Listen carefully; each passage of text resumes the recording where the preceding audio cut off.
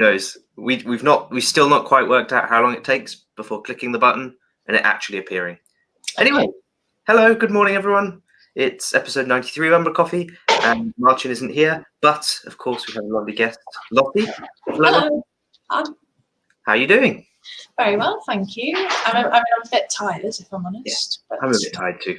Yeah. We were all at a meetup last night in London. It was our September talks. It was good fun.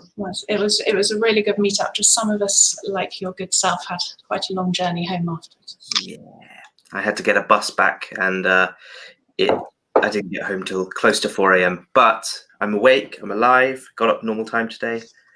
I survived. It's not the first time that it's happened. You're young. You'll survive. Yeah.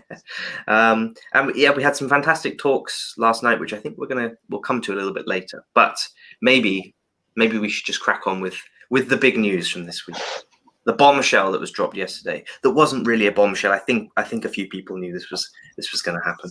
I just like the fact that it was revealed in Danish, so we didn't actually know what it was about. Yes. So for those that don't actually know what we're talking about, they have a new CEO at Umbraco, and that is Kim. So Niels has stepped aside as CEO, and he's going to be focusing a little bit more on product, which I think is a fantastic decision. Probably the best thing for the product and the company.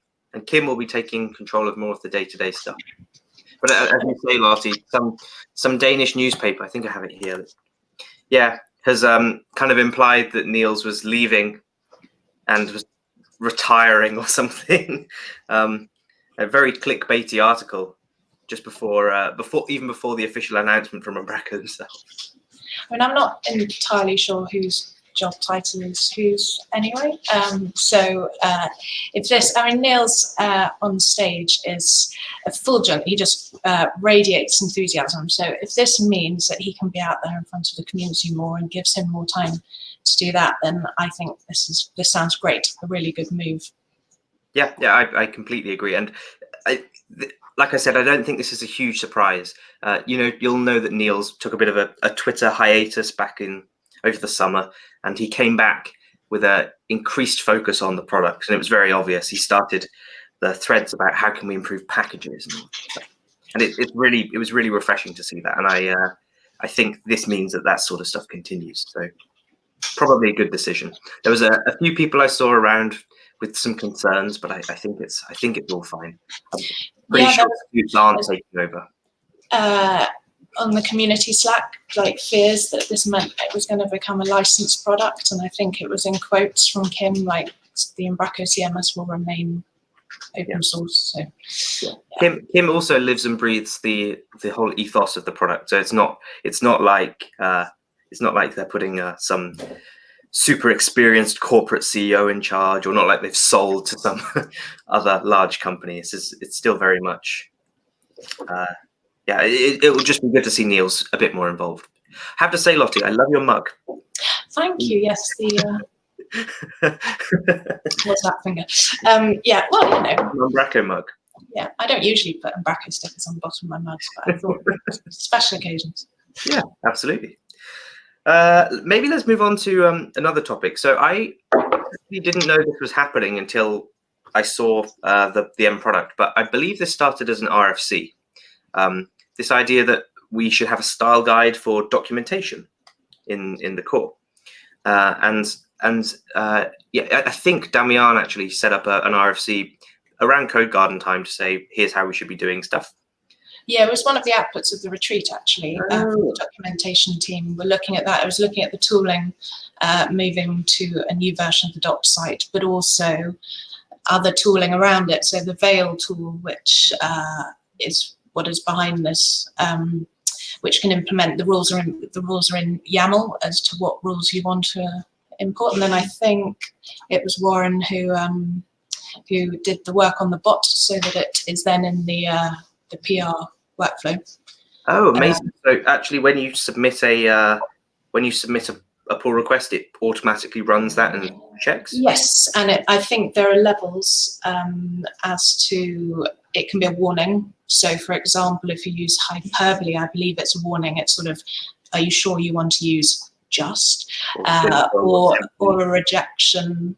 Like, so, and there are things that you can really simply do. So, for example, there's one in there which is a few misspellings of the word back office. We would like back office, one word, you know, so it's just kind of helping people, things like list styles, your first letter, the first point should always be a capital at the beginning, things like that. So just some really simple stuff that will help people write documentation that is consistent, for a start, and also things that you may not have realized. The hyperbole one I find really interesting. So by hyperbole, we mean simply, just, actually, kind of looking through the changes that Sophie's been, I think it's been Sophie who's been implementing. You kind of read the sentence before and then you read it afterwards, and you're, I mean, at best, these words are redundant. At worst, they are actually a bit patronizing.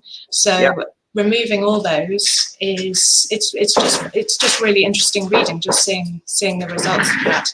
And it helps keep the documentation friendlier, doesn't it? You said just comparing what was there before and after. I've pulled up, I think it was you that did the tweet, said here's a fantastic example of it, and you can just see how implementing a factory is fairly simple. Goes to below, you can see how a factory could be implemented. Like it just keeps the documentation far more succinct and easier to follow and friendlier. So yeah, and it's just using some tooling to help keep things, you know, use the guidelines, plain English guidelines, and just to help everyone contribute and keep things consistent. There was someone I saw worrying that the word automagically was on the list, but I've checked, it's not.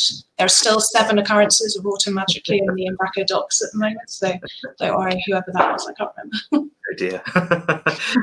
Yeah, it's fantastic to see, and I think that pull request that you've linked to in your tweet is Sophie's gone through and implemented almost all of the or fixed all of the warnings or all of the errors across. Yes, well, because so if you're just adding a sentence to a document, obviously it's going to give you a warning for words that you haven't changed. So it's not just looking at the words that you've changed, it's looking at that whole document. So I kind of needed to get the docs passing these getting through these warnings first before publishing this tool, so that you didn't have to go and correct other people's English when you were making your changes. Yeah, wow, yeah, that's really, really good. And like I've said a couple of times, this is just making the product even friendlier, easier to contribute to as well. Yeah.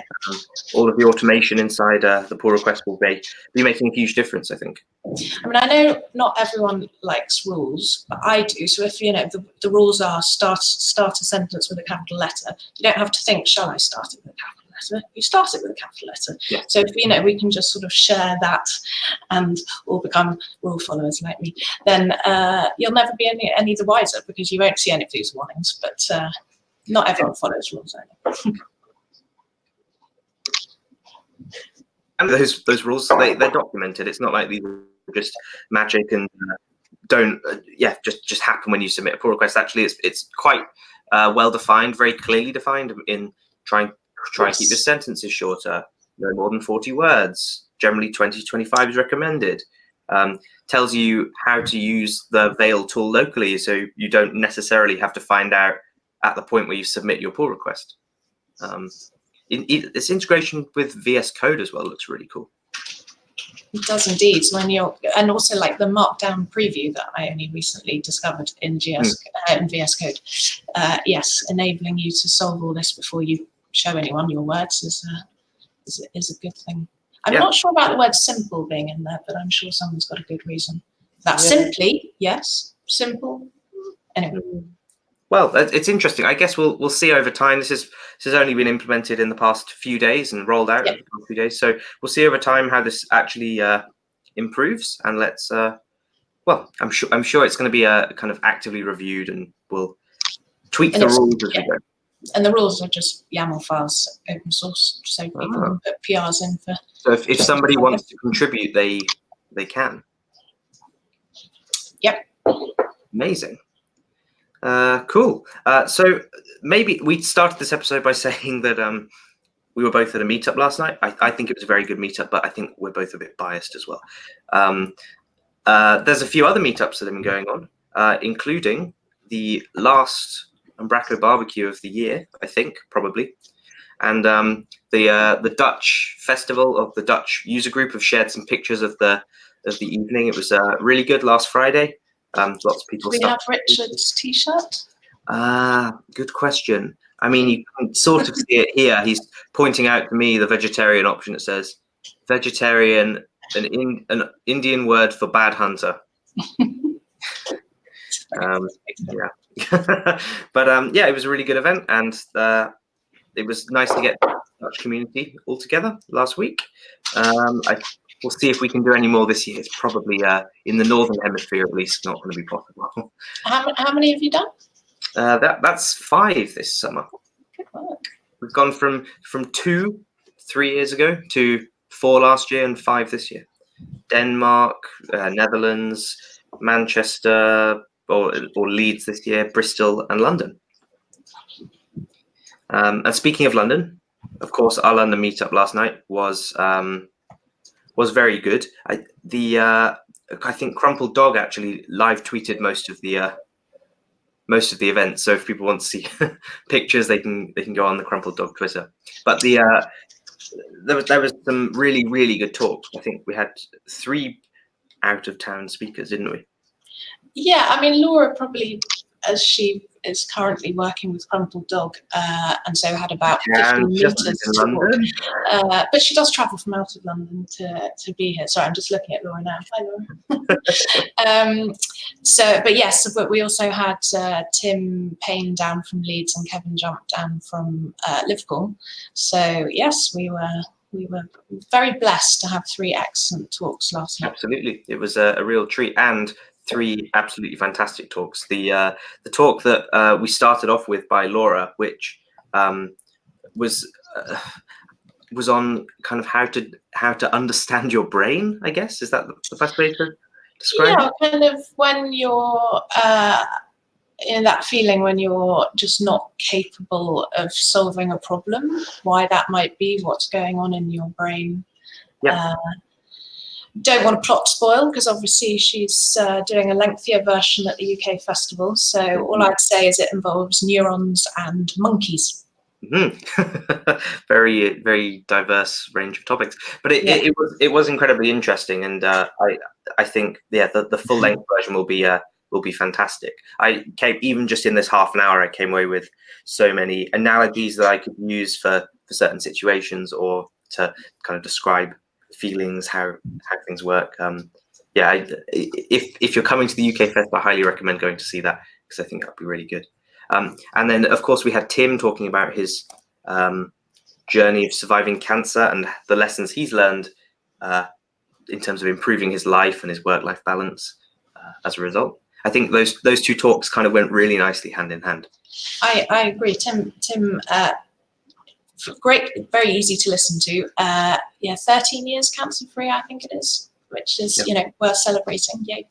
And just things that he's been thinking about, and how it kind of applies to DevWell. Things like the support he received as he was going through his treatment, amazing help to him, and sort of just realizing supporting other people in general is a good thing to be empathetic, all these things that can have a positive effect that you can have on other people. So yeah, it was a really, really inspiring talk. Absolutely. And it's not that these you don't have to have had cancer for these lessons to actually apply to you. These are very, very broad and generic things that I think resonate with a lot of people, just life experiences. And one thing he's trying to do is to do a new thing every year. And his one for this year is in October, I think it was, he's running a marathon with 40 people in a Viking ship. That's insane. And well, we should put his link to his Just Giving page in the show notes, because that sounds phenomenally tricky. Yeah. I mean, running a marathon, first of all, quite tricky, but like in sync with 40 people. Yeah, that's and dressed up. In a boat. Yeah. we will definitely share a link to support him down below. I believe that's later this year, October or November. Yeah, that's what you said. So coming up, and the final talk we had, I think well, there was a lot of tweets about this, but they sum it up pretty nicely. That Kevin Jump came and he demoed his latest Usync package or extension upon Usync called Usync Complete, and there was a lot of people with their jaws on the floor when he showed this off. This is effectively what how Anthony has said it, Umbraco deploy on steroids. So he's utilizing all of the stuff that USync does, like creating definitions for doc types, content, everything, and then using that to build snapshots, and then using that to publish those snapshots between environments. And yeah, my goodness, it looks really, really slick. I can't wait to have a play with it. And I believe he has a tendency of making releases and announcements straight after UmbraCoffee. Right. Well, he's currently on a train, so he won't be doing it just now, and he's got a few typos to fix before he releases, I think. The release is imminent, as far as very imminent, we know. And actually, in having a little look, I found that there is a preview or a beta on NuGet to have a play with. So if you did want to take it for a spin, I think Kevin said that this would be the way to do it. But we might be seeing an official release soon, hopefully. Yeah, because I mean it is a licensed product, which when you hear, he sort of spent 2 to 3 months working on it, which for him means 2 to 3 months full time, not 2 to 3 months working in the evenings. So it's sort of, stop apologizing, Kevin. You should, it's an amazing suite of tools that he's invested a whole lot of time and years of knowledge into. So yeah, it's exactly. And the price that he named yesterday in the meetup, of course, we'll wait for an official announcement, but the price he named was is a bargain in my eyes. Like you're getting a ton of really powerful functionality for that price, and like you say, he's put so much work into this, not just in the past 3 months to actually achieve it, and but in years of building USync for his needs, for his clients, maintaining it. USync itself has 400,000 downloads on NuGet, which is insane. He's supporting probably the Umbraco package. Yeah, that's the other thing. Like, by making USync complete a licensed product, it means that USync and USync Content Edition are remaining, open source free. So those products will continue, and they will be supported by the licensing coming in from that one. So it's win-win, really. Exactly. Maybe let's quickly have a look at some other releases. I know that actually yesterday, whilst at the meetup, Kevin said that he also takes a bit of inspiration from Nathan Wolf and his Plumber package, and Nathan has just released a small update to that, just some UI fixes, and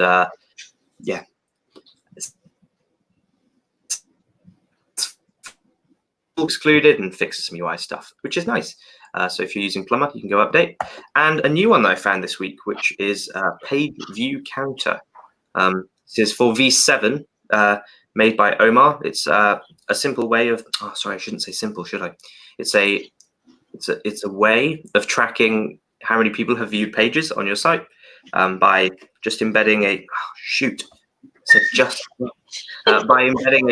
by embedding a piece of code. Maybe someone could create a veil linter for UmbraCoffee live. I think it's context-based, so it's just you never know who's reading the documentation. I suppose you never know who's listening to UmbraCoffee. That's very true. We'll share the links to all the releases from this week in the description, as always. What else? Oh, well, it's unavoidable. Festivals. It's festival season now, and you're probably going to have to hear about this in the next 2 months. So sorry, everyone. But next week kicks off the Sweden Festival. I'll be there Thursday next week. Oh, you're going, are you? Yep. So I'll be there, and we'll look to see what we can do with an UmbraCoffee, but who knows? There's also the week after that the Danish Festival with quite a lot of known faces for speakers. We've got, of course, Niels, but Anthony Dang from the London community. We've got Sebastian from HQ doing a talk. Jesper is actually going to be doing a workshop on debugging Umbraco Cloud. Looks like a really, really nice lineup. And Poland have also been announcing their lineup. So they've They've announced Runa, who's going to do the keynote, Ponima doing a talk on Alexa, a microservices talk by some Polish Microsoft MVPs, and then also Badoja, who did this same talk at Code Garden, and it had some fantastic feedback. She'll be there too. Exciting. And of course, the thing that I care about most, because I organize it, is the UK Fest. And we've been asked many times by lots of people, but we have an agenda now. And Is it being announced live now? I guess this is an announcement. Let's call this a soft launch. It might be buggy, but this is all of the content that we have. We have, I think, about 23 sessions in total. Of course, an umbraCoffee episode, but a huge variety of talks, including the talk from Laura, as we said earlier, including a talk from Kevin Jump about how he built Usync Complete, as well as a bunch of .NET focused talks, some talks about owning responsibility. Mr. Beatty, the cost of code. Yes. So Dylan Beatty is a pretty well-known speaker in the wider .NET community, I think, isn't he? And he's going to be doing his talk on the cost of code, which is all about how you have how open source software actually isn't free necessarily, and the impact that actually one line of code change could have on many people in a community. It's an interesting session. I saw may have been a shorter version at Beyond Tech earlier in the year, and he's started talking about a well-known CMS, and I was all ready to kind of go, back in, but it wasn't. It was WordPress, and I was a bit sad. Then he went on to say bad things, so I was like, okay, fine. That's good then. Anyway. And actually, we do have him. He's going to be joining us in the evening too. So we have a full evening lineup, as we mentioned before, with some drinks, campfire chats, which are going to be discussions around a campfire with some marshmallows. It'll be fun. A chili-ish challenge from Jevon. We'll announce some details on that, and also some music from Dylan. If anyone's seen Dylan on YouTube or at an event, he does some parody songs. Yes, they're very funny. Really, really cool. Good work, Adam. Yeah, thanks. I'm really excited about this. Again, we'll share the link, but there'll be some tweeting later, I'm sure.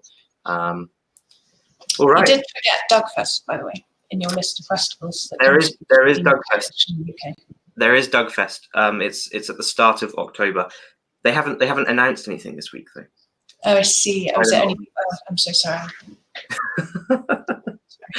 No need to apologise. Is there anything else? Have I missed anything? I mean, I don't think so, apart from wishing Marcin a happy holiday wherever he is.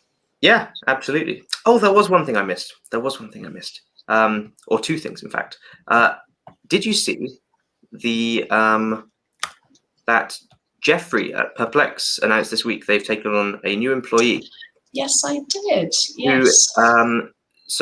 Florian, he is incredibly passionate about accessibility of technology on the whole, and that's because he's blind.